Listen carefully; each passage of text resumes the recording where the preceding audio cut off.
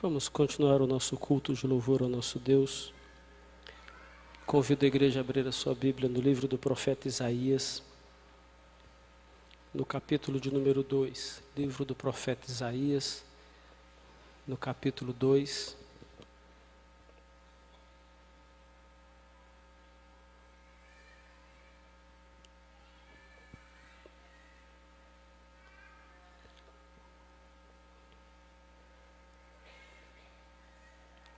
Livro do profeta Isaías, no capítulo 2, leitura do verso 1 até o verso de número 5. Vamos fazer essa leitura de forma responsiva. Diz assim a palavra do Senhor. Palavra que em visão veio a Isaías, filho de Amós, a respeito de Judá e Jerusalém.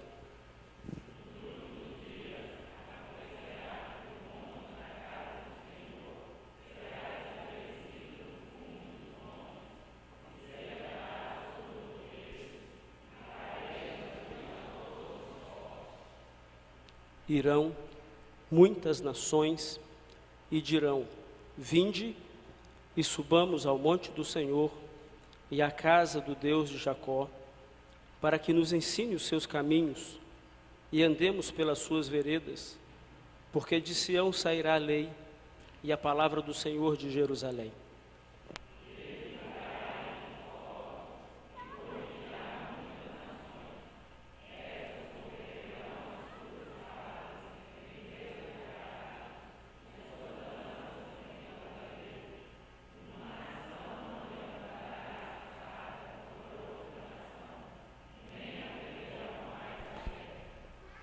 Vinde, ó casa de Jacó, e andemos na luz do Senhor.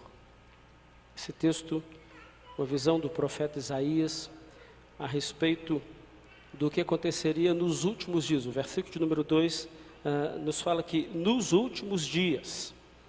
E uma das coisas que Isaías tem na sua visão a respeito dos últimos dias, e esse texto, como todos esses capítulos até o capítulo 9 falam a respeito de Jesus e daquilo que Cristo faria, aquilo que Deus faria através do Messias, o versículo de número 3 diz que muitas nações iriam até Cristo.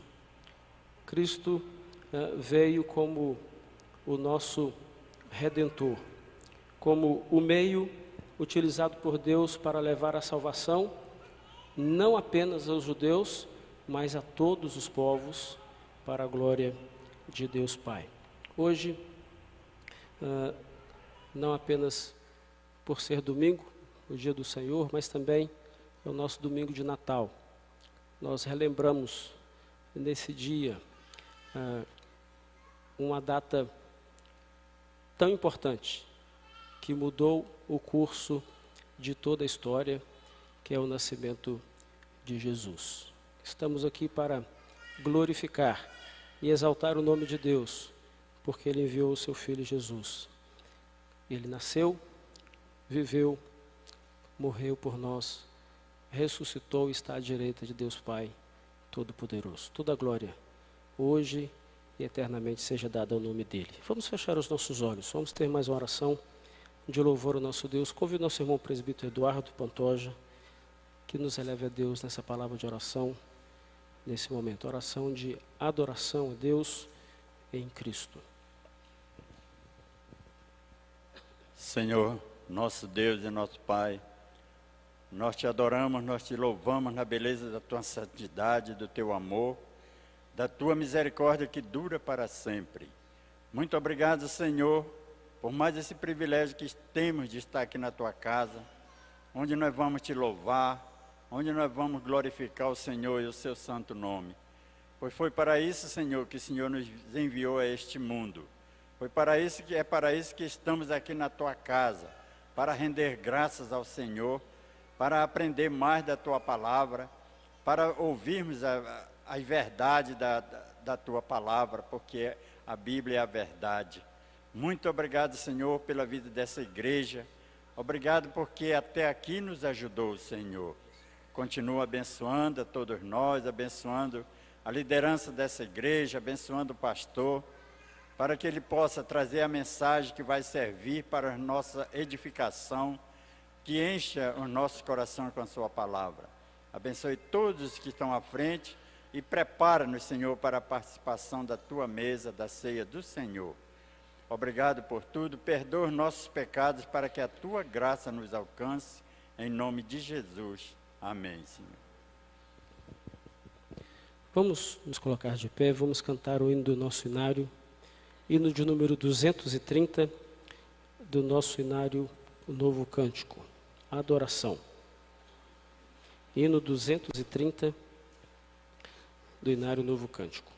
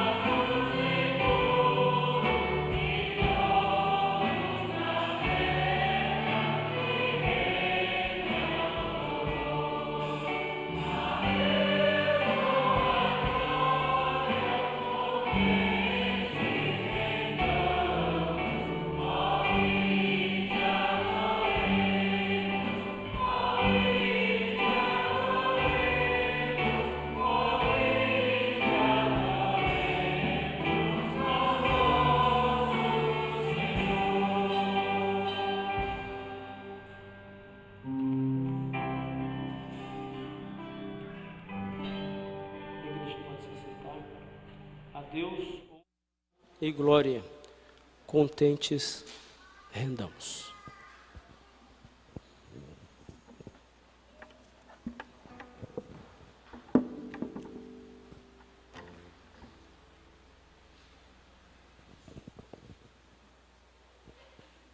Livro do profeta Isaías, ainda no capítulo 2, estarei fazendo a leitura a partir do verso 12 até o verso 17. Os irmãos estejam acompanhando a leitura deste texto. Isaías capítulo 2, a partir do verso 12 até ao verso 17, diz assim a palavra do Senhor: Porque o dia do Senhor dos Exércitos será contra todo soberbo e altivo, e contra todo aquele que se exalta para que seja abatido, contra todos os cedros do Líbano, altos, muito elevados, e contra todos os carvalhos de Baçã, contra todos os montes altos e contra todos os outeiros elevados, contra toda a torre alta e contra toda a muralha firme, contra todos os navios de Tarsis e contra tudo o que é belo à vista. A arrogância do homem será abatida e a sua altivez será humilhada, só o Senhor será exaltado naquele dia. Vemos, meus irmãos, que o Senhor dos Exércitos será contra todo o soberbo, contra todo o pecador. E nós vamos nos colocar diante de Deus agora com os nossos olhos fechados. Nós vamos confessar a Ele os nossos pecados, porque só Deus é capaz de abater, só Deus é capaz de perdoar as nossas transgressões. Logo após alguns instantes de oração silenciosa, convido nosso irmão diácono Cidelcino Júnior, que quebre o silêncio e faça uma oração de agradecimento a Deus pelo perdão que Ele concede a cada um de nós.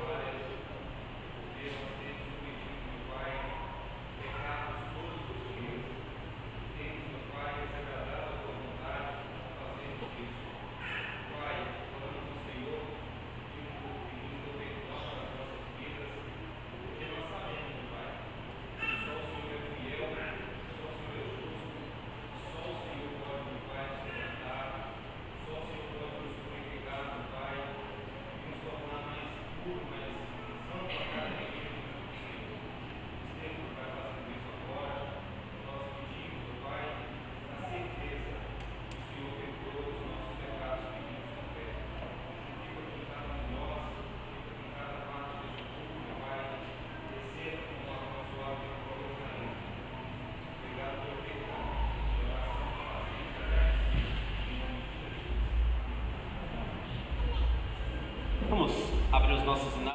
Vamos entoar o hino Nasce Jesus, hino de número 239. Enquanto nós cantamos este hino, os irmãos que estão preparados para cultuar a Deus com seus dízimos e ofertas, o momento é o momento oportuno. Hino Nasce Jesus, número 239.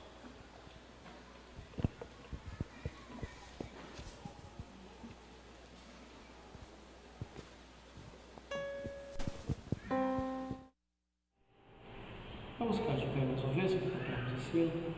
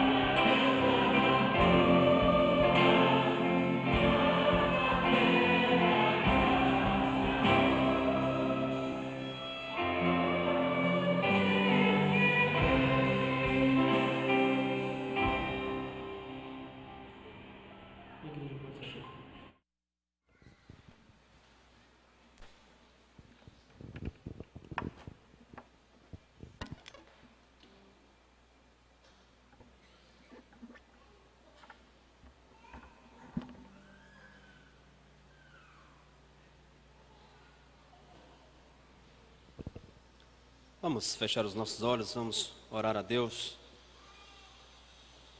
Ó Deus, nós queremos dar graças ao Senhor por o dia que passamos. Queremos dar graças ao Senhor, ó Deus, porque o Senhor nos deu o privilégio de estarmos na Tua presença, aqui na Tua casa nesta noite. E, em especial, Deus, nós queremos dar graças ao Senhor, pois o Senhor, ó Deus, coloca em nossos corações, coloca em nossas vidas a fidelidade, ó Deus, na devolução dos dízimos e ofertas. Sabedores, ó Deus, de que o Senhor tem suprido, o Senhor tem nos sustentado, o Senhor tem cuidado de nós. Por isso, ó Pai, nós agradecemos ao Senhor pelo cuidado que o Senhor tem pela vida de cada um de nós aqui presentes. E, ó Deus, uma maneira muito simples de nós agradecermos é devolvendo, ó Pai, aquilo que pertence ao Senhor. E agora, Pai, nós rogamos ao Senhor que o Senhor esteja abençoando, ó Pai, a liderança dessa igreja na administração destes recursos, para que eles sejam, ó Deus, empregados exclusivamente na obra do Senhor. Que o Senhor esteja, ó Deus, abençoando a vida dessa igreja, para que a cada dia, ó Deus, ela possa ter esse compromisso de sustentar, ó Deus, todas as partes dessa igreja. Obrigado, ó Pai, por tudo que o Senhor tem feito por nós. Nós oramos com gratidão em nome de Jesus. Amém. Nós teremos agora o coral Marta L louvando ao nome do Senhor.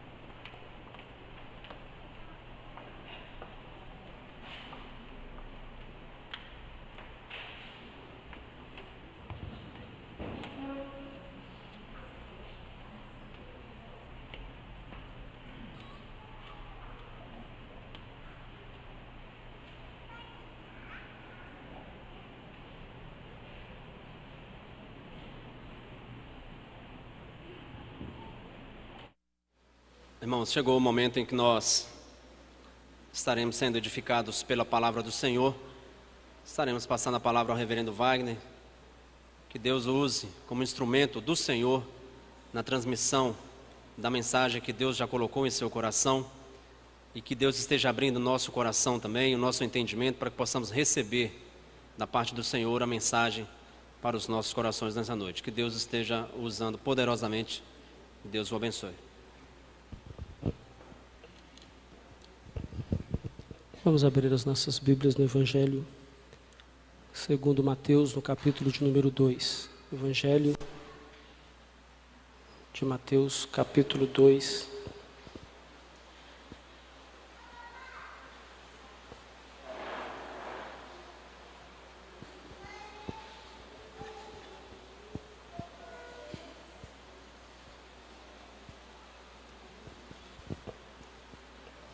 Evangelho segundo Mateus, capítulo 2. Eu estarei lendo do verso 1 até o verso de número 12. Peço aos irmãos que acompanhem essa leitura na sua Bíblia.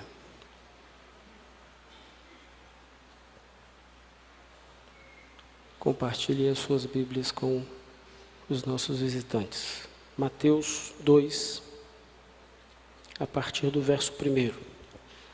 Diz assim a palavra do Senhor. Tendo Jesus nascido em Belém da Judeia, em dias do rei Herodes, eis que vieram uns magos do Oriente a Jerusalém e perguntavam: onde está o recém-nascido, rei dos judeus? Porque vimos a sua estrela no Oriente e viemos para adorá-lo.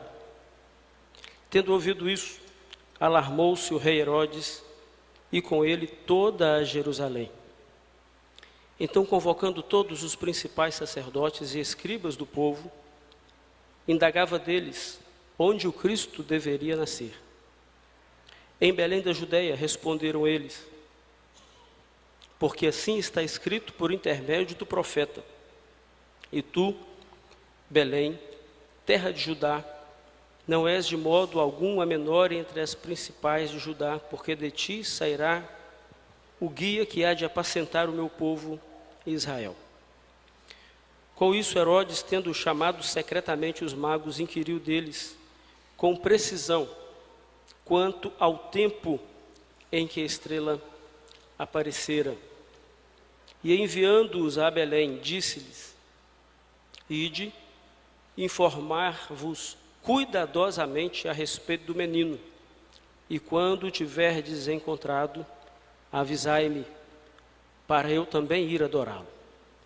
Depois de ouvirem o rei, partiram, e eis que a estrela que viram no Oriente os precedia, até que chegando parou sobre onde estava o menino. E vindo eles a estrela, alegraram-se com grande e intenso júbilo. Entrando na casa, viram o menino com Maria, sua mãe, prostrando-se, o adoraram. E abrindo os seus tesouros, entregaram-lhe suas ofertas: ouro, incenso e mirra. Sendo por divina advertência prevenidos em sonho para não voltarem à presença de Herodes, regressaram por outro caminho à sua terra. Vamos fechar os nossos olhos. Vamos orar mais uma vez.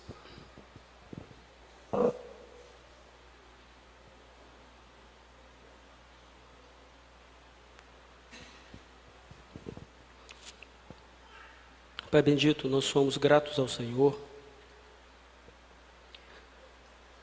por mais esse ano que o Senhor tem nos concedido, ano que estamos, ó Deus, aproximando ao fim dele.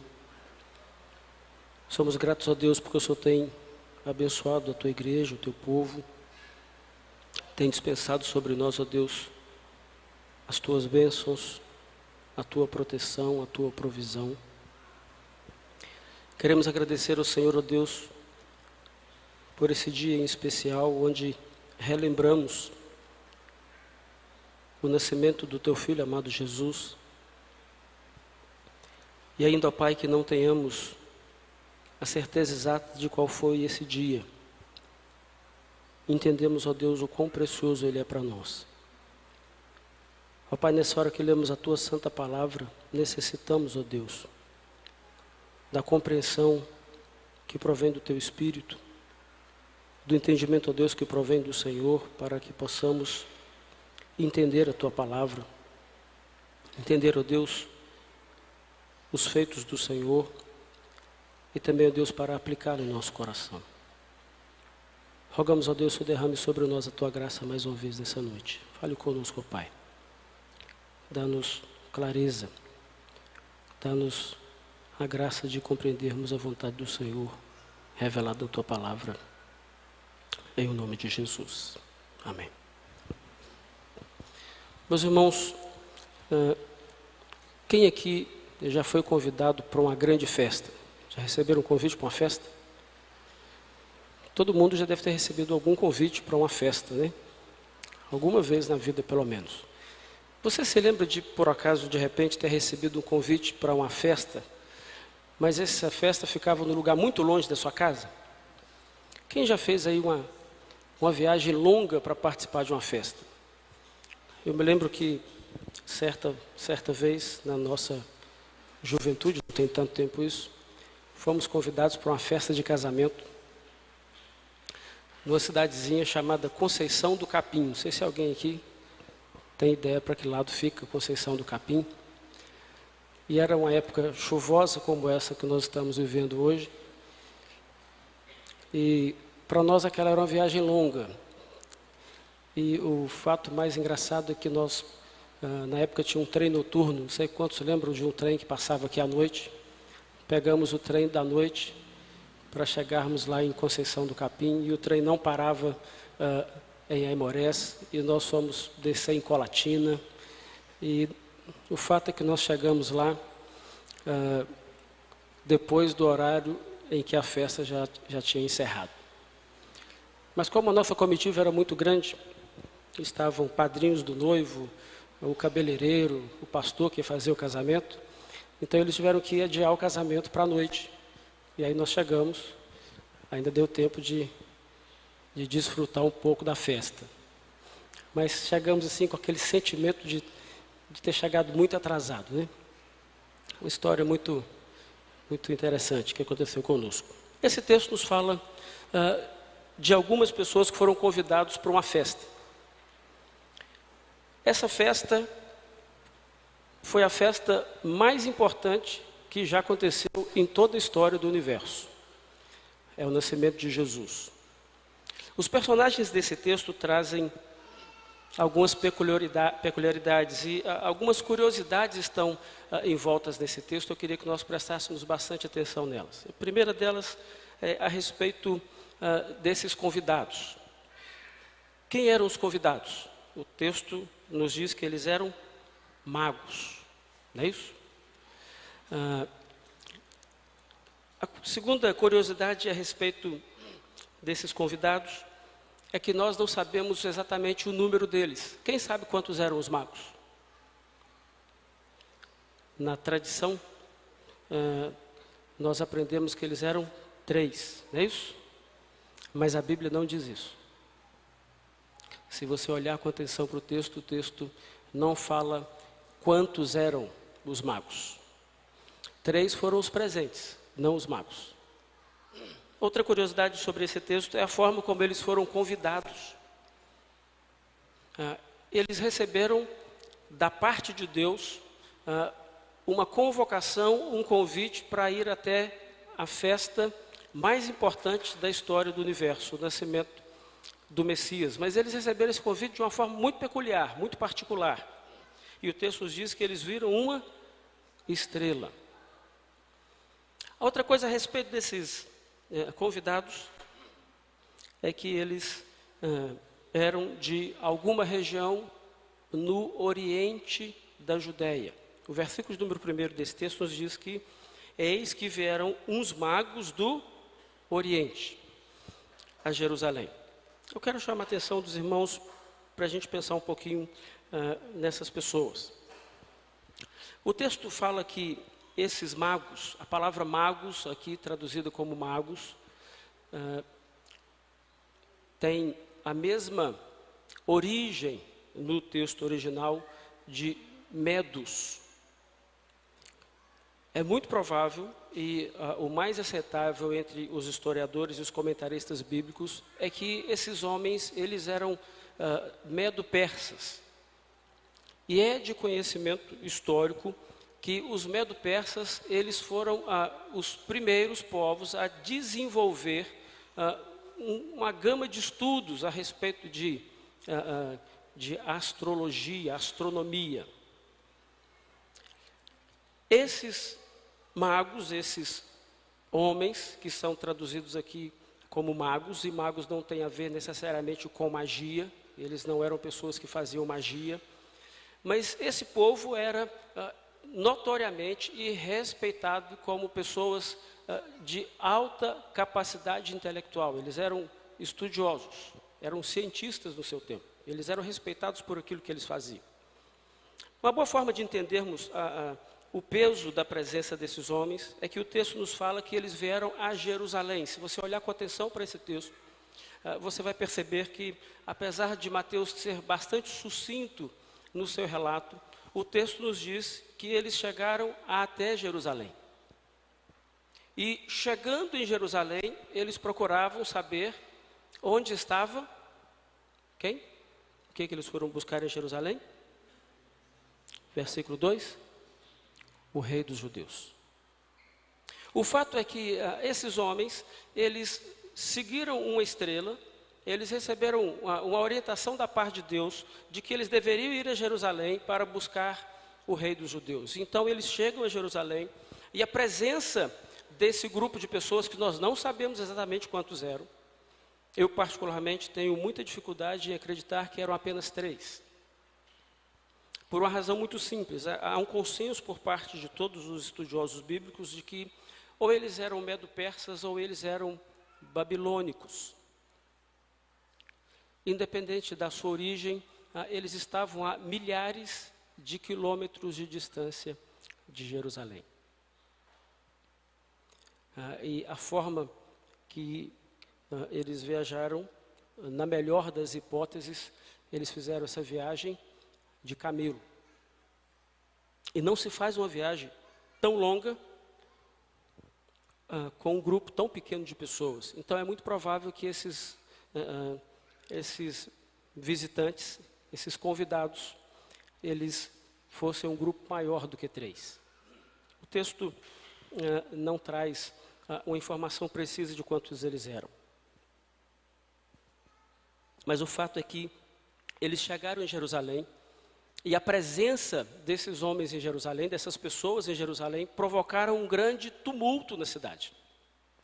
A gente precisa entender que Jerusalém é uma cidade muito grande, com certeza muito maior do que a que nós vivemos hoje. Deixa eu fazer uma pergunta para vocês, só para a gente tentar entender a dimensão disso.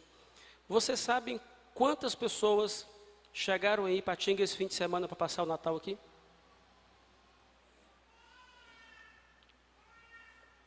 Vocês imaginam? Quem tem uma sugestão aí? Alguém? Eu também não sei. Faço a menor ideia. Mas o fato é que muitas pessoas voltaram para a sua cidade de origem, pessoas que moram longe daqui, pessoas que são de Ipatinga, pessoas que têm os seus familiares aqui. Eu fiz uma viagem nessa última sexta-feira, fui a Belo Horizonte e não consegui fazer aquilo que planejávamos, porque eu fiquei preso 6 horas na estrada na ida. Chegamos lá atrasados. Um acidente. E na volta, uma viagem de no máximo 4 horas, nós demoramos mais 6 horas para voltar. De tão grande o número de carros que vinham para esse sentido aqui, deixando Belo Horizonte. Cheguei 2h30 da manhã do sábado. Se uma cidade tão pequena quanto a nossa, tantas pessoas voltaram e vieram passar o Natal aqui, e nós não temos a menor noção disso, é porque são pessoas comuns. Agora, se o presidente da República viesse passar o Natal em Ipatinga, provavelmente você já teria essa informação. Ou se fosse uma pessoa muito importante e estivesse na nossa cidade, essa informação já teria circulado aí pela mídia. O fato é que nesses dias não existia televisão, mídia, WhatsApp, Facebook, mas a presença desses homens provocou grande tumulto. É isso que diz o versículo número 3. Alarmou-se o rei e com ele toda a Jerusalém. Então não eram pessoas comuns. A presença deles provocou uma inquietude na cidade, e isso chegou até o rei, chegou até Herodes. Outra coisa que nós precisamos observar com relação a isso é que o versículo de número 7 nos diz que Herodes, chamando-os secretamente, inquiriu deles que, com precisão, eles falassem quanto ao tempo em que a estrela aparecera. A presença daqueles homens, aquilo que eles buscavam, que era a respeito do rei dos judeus, e o conhecimento que eles tinham sobre aquilo que eles eram estudiosos, aquilo fez com que Herodes os chamasse em particular para que eles precisassem o tempo. O fato é que quando eles chegam a Jerusalém, Jesus já havia nascido há algum tempo, não foi no dia do nascimento de Jesus, algum tempo já havia se passado. E agora então Herodes quer saber qual foi o tempo que se passou até que isso acontecesse. Outra coisa curiosa é que eles vão até Belém. Mas quem enviou esses homens a Belém? Foi a estrela? Ou foi Herodes? O versículo número 8 nos diz que foi Herodes quem os enviou até Belém.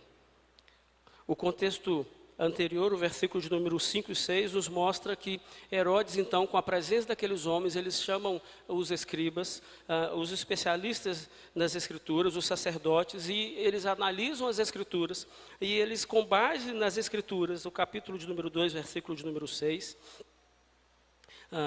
eles encontram a profecia de Miqueias 5:2, e eles então descobrem que o lugar que deveria nascer o rei dos judeus era Belém. Então, com essa informação científica que Herodes havia extraído dos profetas, com essa informação das escrituras, Herodes então envia-os a Belém. Olha isso que nos diz o versículo de número 8. E enviando-os a Belém, disse: ide, informai-vos cuidadosamente a respeito do menino. Então aqui nós temos esses homens que foram levados até Jerusalém de uma forma sobrenatural, através de uma estrela, mas agora a profecia, a revelação especial de Deus, mostra para eles e mostra para Herodes exatamente onde Jesus deveria nascer. Então Herodes os envia até Belém. Aí mais uma vez, no versículo de número 9, acontece algo diferente, sobrenatural. Aquela estrela que eles viram no Oriente, que eles vinham acompanhando, mais uma vez, eles viram essa estrela. Olha o que diz o verso 9. Depois de ouvirem o rei, partiram, e eis que a estrela que viram, aonde? Lá no Oriente, os precedia, até que chegando parou sobre onde o menino estava. Esse texto tem alguns personagens. Um deles são esses magos, esses visitantes. O outro personagem é Herodes, aquele que governava a região da Judéia. Um homem conhecido por causa da sua crueldade. Ele era um assassino sanguinário. Qualquer pessoa na história recente que antecede a esse texto aqui, nos últimos 40 anos, todos aqueles que de alguma forma atravessaram o seu caminho foram mortos.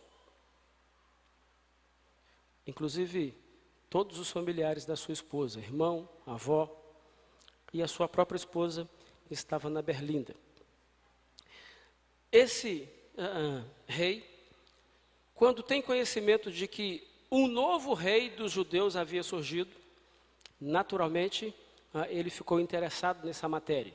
Eu quero saber quem é esse novo rei. E ele queria, certamente, destruir esse rei. Mas esse não é o assunto mais importante desse texto. O assunto mais importante desse texto está no fato desses homens que deixam um lugar tão distante, do outro lado do mundo conhecido, e vão até Jerusalém, e agora eles chegam ali, descobrem que Jesus havia nascido em Belém da Judéia, eles se dirigem até Belém, e o fato mais marcante desse texto está no versículo de número 11, que diz assim: entrando na casa, viram o menino com Maria, sua mãe, e prostrando-se, o que fizeram? O adoraram. Esses homens atravessaram quase a metade do mundo conhecido na época para conhecer o rei dos judeus. Se eles eram medo-persas ou babilônicos, não faz muita diferença para nós. O fato é que, independente da sua origem, eles atravessaram mais da metade do mundo conhecido. Eles pertenciam a outros povos.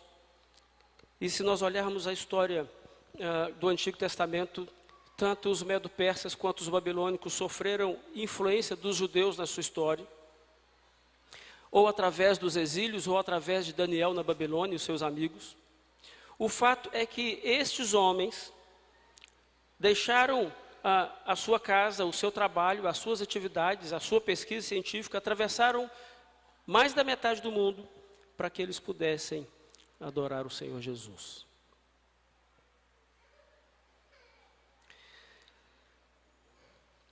A segunda parte do versículo 11 nos fala que eles abriram os seus tesouros e entregaram as suas ofertas, ouro, incenso e mirra.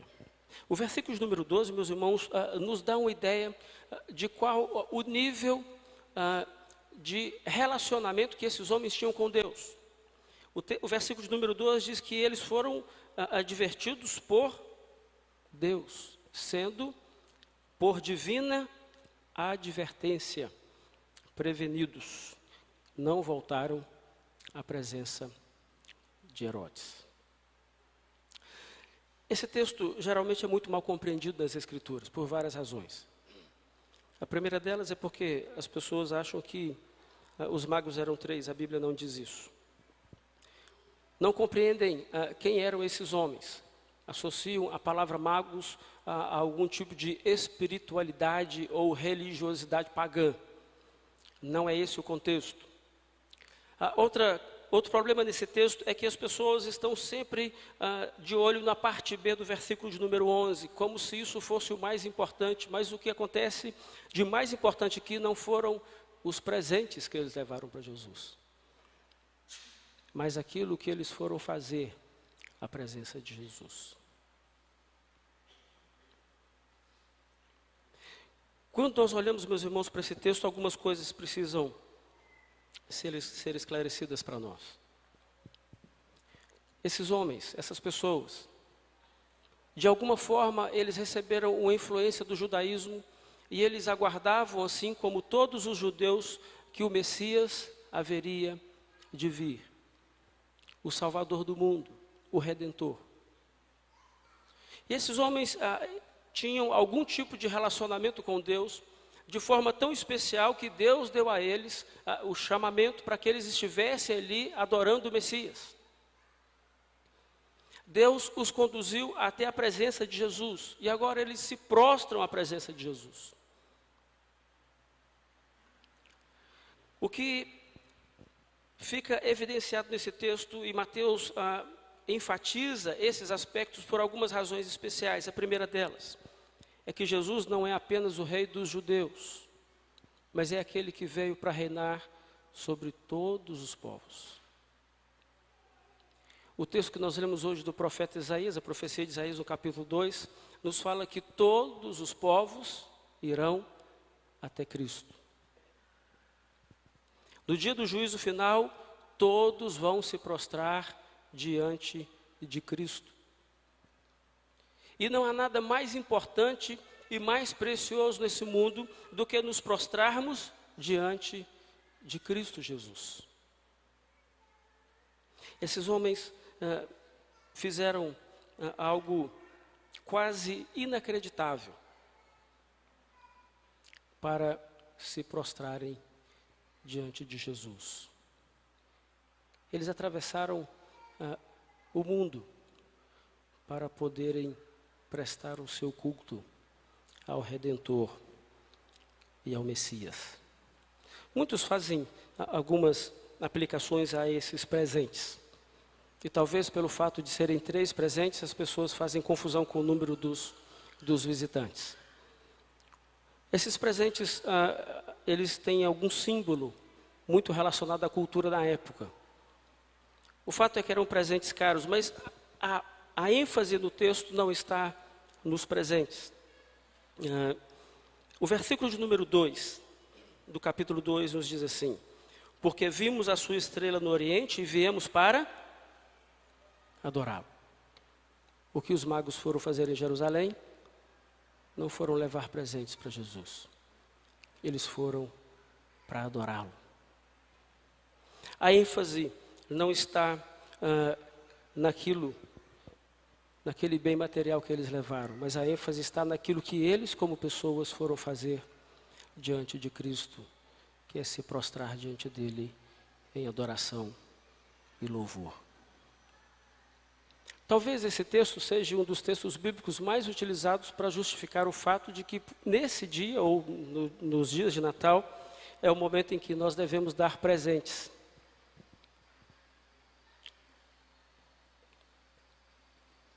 Mas é mais um equívoco bíblico, pois nesse dia, esse texto precisa ser utilizado para que nós compreendamos de que o mais importante do Natal é prostrarmos diante de Jesus em adoração e glória a Ele. Eles não deixaram a sua casa, o seu trabalho, fizeram essa viagem tão longa apenas para levar presentes. Eles podiam mandar com alguém, mandava para o Sedex, pedia alguém para levar. Mas o que era importante para eles era eles mesmos, pessoalmente, se colocarem diante de Cristo em adoração ao Messias, ao Redentor, aquele que veio para mudar a história do mundo. Mateus enfatiza isso. E a ênfase que Mateus dá a esses aspectos está no fato de que Mateus está mostrando que se pessoas que não são judeus atravessam o mundo para adorar o Messias, então os judeus que estavam diante do Messias deveriam prestar a ele toda a honra e toda a glória e toda a adoração. Mateus está dizendo isso, Mateus está mostrando para os judeus que eles estavam perdendo a grande oportunidade de se prostrar diante do Messias. É como se Mateus estivesse dizendo: olha, o Filho de Deus esteve aqui, ele nasceu aqui, pessoas vieram de outro lugar do mundo para adorá-lo e vocês estão perdendo a oportunidade de servi-lo hoje. É isso que Mateus está mostrando. E é interessante que Mateus é o único evangelista que enfatiza e que registra esse fato. Mateus não se atém ao que acontece no dia do nascimento de Cristo, mas o fato de que o Cristo estava presente. E que todo mundo deveria servi-lo e adorá-lo. E agora Mateus está escrevendo aos judeus e está dizendo: olha, nós também devemos adorá-lo. Nós também devemos servi-lo. Eu não sei qual foi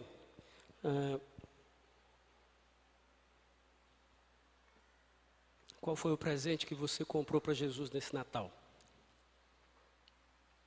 Não sei se você já comprou os seus presentes, se você tem esse hábito.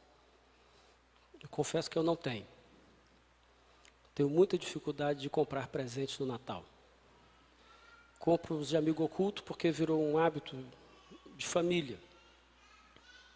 Mas tenho muita dificuldade de dar presente no Natal, porque eu não entendo que alguém mereça ganhar alguma coisa no Natal, a não ser o próprio Senhor Jesus. Não consigo encontrar uma justificativa razoável para que possamos mudar o foco daquilo que as Escrituras nos apresentam, de que essa data é a data que nós relembramos o nascimento do Messias.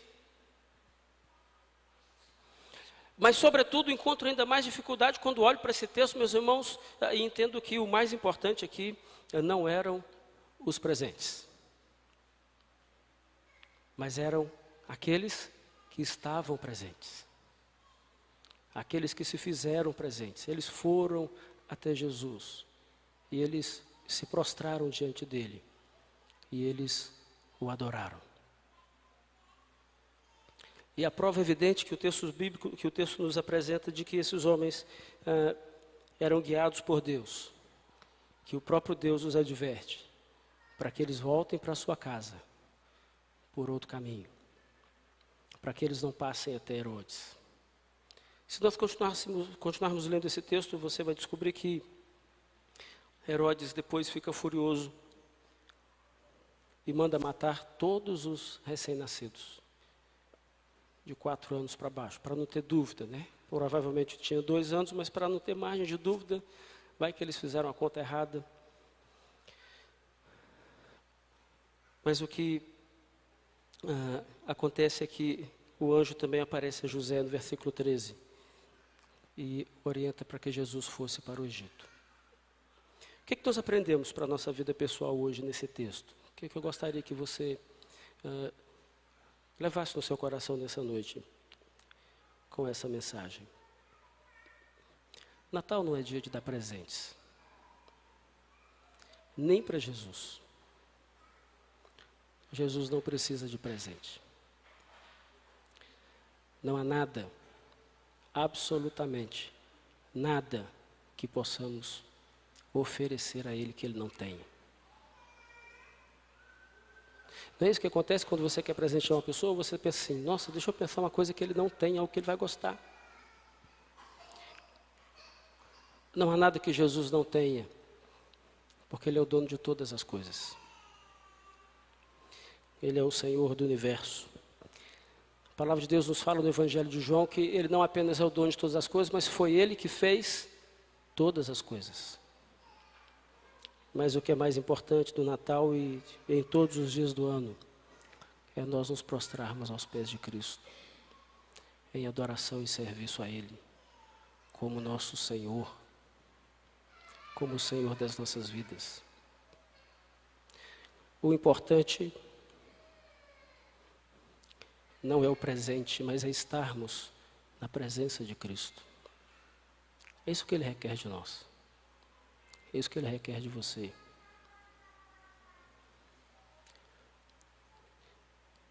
Você está na presença de Cristo hoje? Você tem se prostrado aos pés de Cristo como o Senhor da sua vida, como seu Redentor, como aquele que merece toda a honra, toda a glória e toda a adoração? Esse é o presente. É isso que você pode fazer por você mesmo. Não por Cristo, Ele não precisa da nossa adoração. Ele já é glorioso por si mesmo. Mas esse é o presente que Deus concede a nós.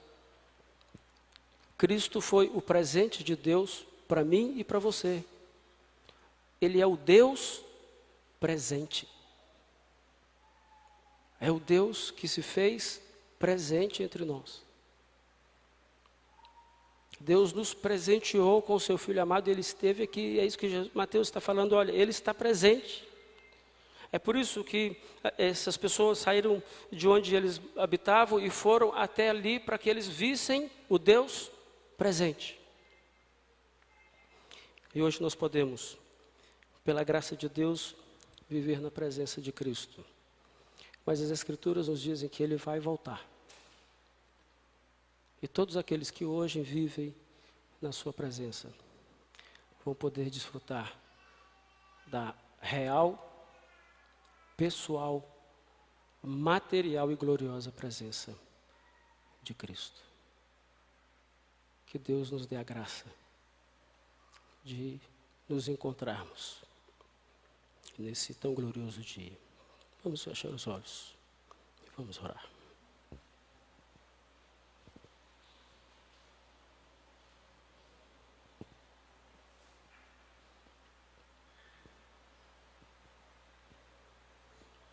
Pai bendito, obrigado, Senhor, pela Tua palavra.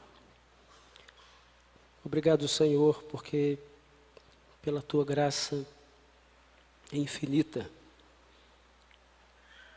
e incompreensível, ó Deus, o Senhor nos deu o teu Filho amado e fez com que ele fosse presente no nosso meio. E também, ó Deus, cremos que o Senhor está presente aqui hoje, em espírito. O Senhor se faz presente no meio do teu povo, no meio da tua igreja. Queremos agradecer, ó Deus, por tão grande privilégio que o Senhor nos concedeu em Cristo Jesus. E queremos, ó Deus, rogar da parte do Senhor, que o Senhor disponha, ó Pai, em cada coração aqui nessa noite, o desejo, ó Deus, de viver na tua presença. Ensina-nos, ó Deus, a nos prostrar diante de Jesus, o teu Filho amado, como nosso único Senhor, como Salvador das nossas vidas, ó Deus, como único merecedor de toda honra, de toda glória e de toda adoração. Que esse Natal, ó Deus, seja um Natal verdadeiro para nós, onde possamos estar desfrutando da presença do Senhor na nossa vida. Em nome de Jesus que nós oramos. Amém. Convido os presbíteros para que se coloquem aqui à frente. Nós vamos passar a celebração da ceia do Senhor.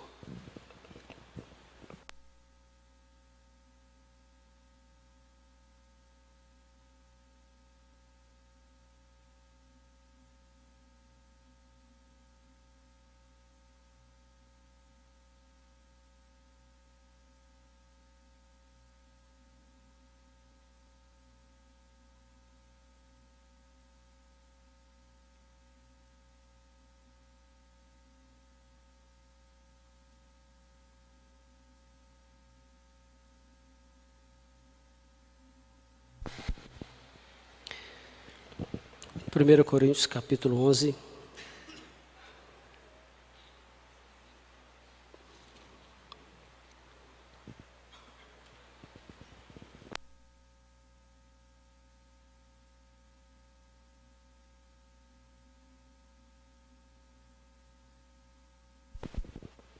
A partir do verso de número 23, diz assim a palavra do Senhor. Porque eu recebi do Senhor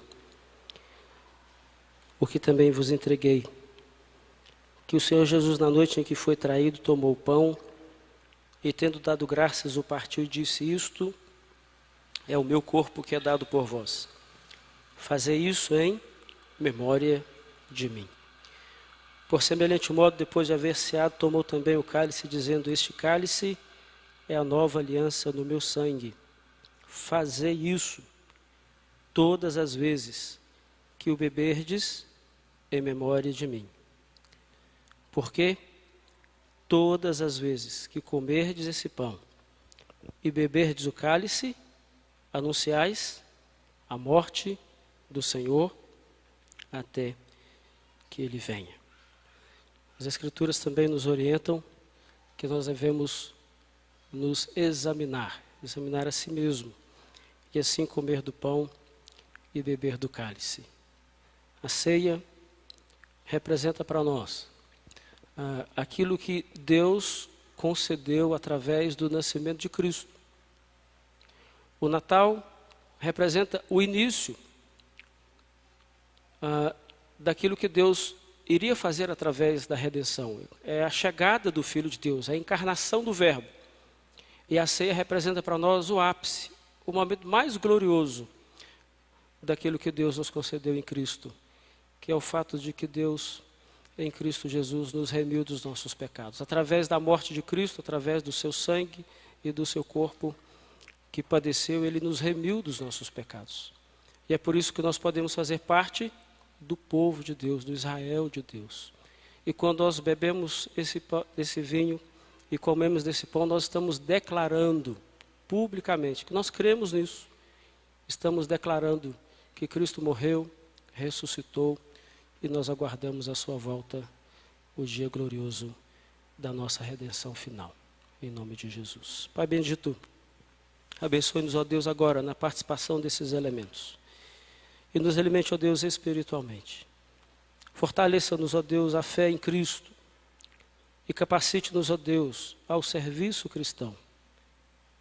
Dá-nos, ó Deus, a graça de sempre anunciarmos o nome de Cristo, a sua morte e a sua ressurreição até a volta do teu Filho amado, que aguardamos com ansiedade, em nome de Jesus. Amém.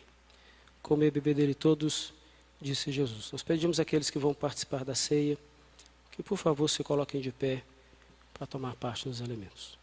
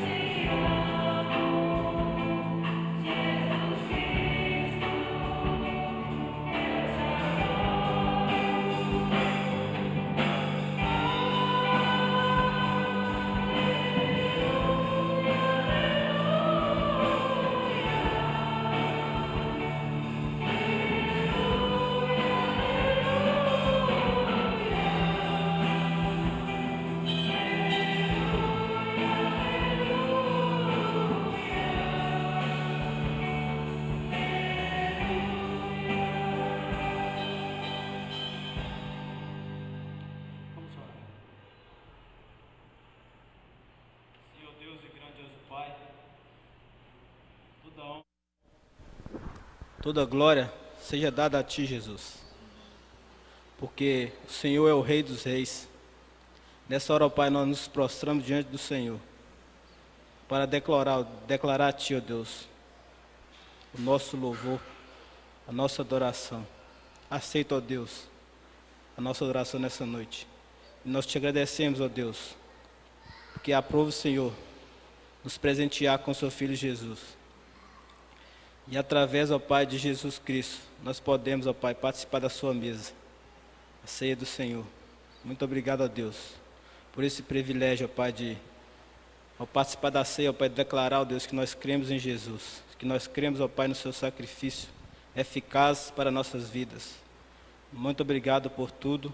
Essa oração nós a fazemos em nome de Jesus Cristo, o nosso Redentor amado. Amém. Antes de encerrarmos a nossa reunião, nós queremos conhecer aquelas pessoas que nos visitam, mas como fazemos costumeiramente, peço aos irmãos da igreja, se coloquem de pé, você que é de casa, para que você perceba os nossos visitantes. Dê um abraço e cumprimento aos nossos visitantes nessa noite. Deus abençoe a vida de vocês. Tem pessoal ficando em pé, mas já é de casa, viu, gente? Sintam-se bem. Nós queremos passar uma informação à igreja também. Pedir aos irmãos que orem pela mãe do nosso irmão presbítero Edivaldo Alves. Sofreu um pequeno acidente.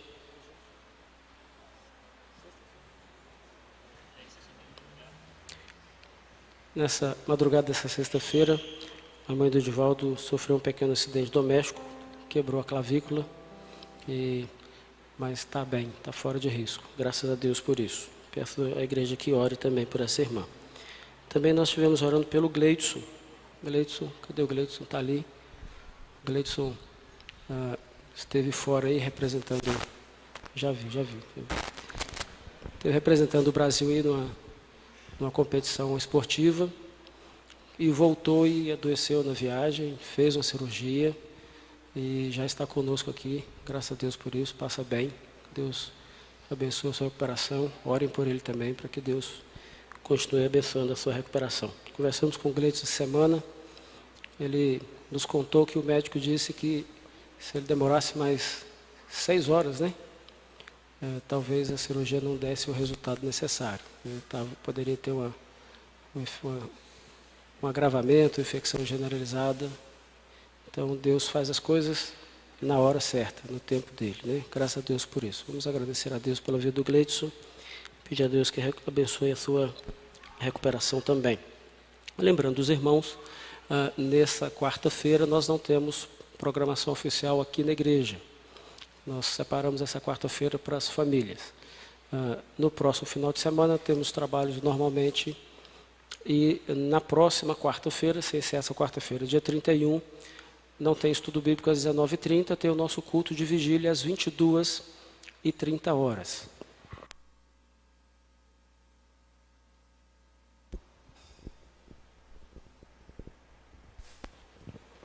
Ok. No próximo domingo nós vamos terminar de passar para os irmãos aí os últimos detalhes sobre o nosso culto de vigília e o nosso café da manhã no dia 1º aqui na igreja. Se prepare para isso. Nos últimos 2 anos nós tivemos esse trabalho aqui, foi uma bênção. O ano passado muitos irmãos ficaram para o café da manhã, alguns não acreditaram e foram embora, depois ficaram com saudade vendo as fotos, né? Esse ano nós vamos fazer a mesma coisa se Deus quiser. Vamos orar mais uma vez? Vamos orar. Pai bendito, obrigado, Senhor, mais uma vez por essa noite, por esse dia, por esses momentos aqui.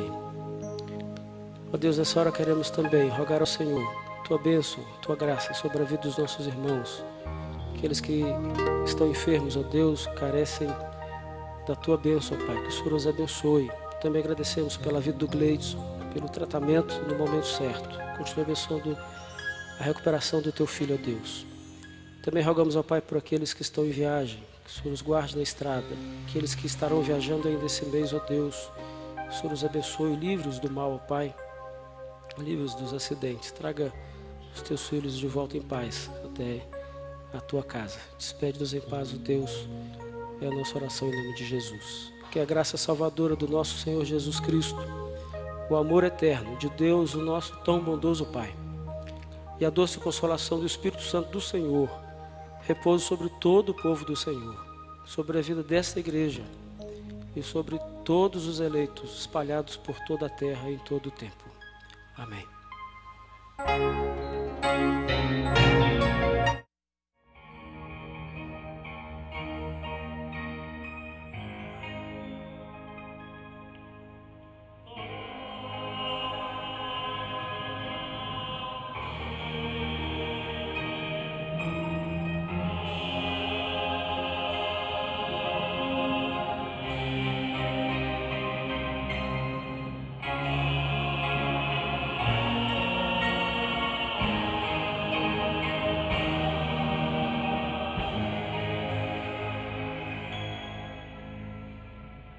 Boa noite a todos, um bom Natal para a família de vocês, uma semana abençoada na presença de Jesus. O pastor e os presbíteros vão estar à porta para cumprimentar os irmãos.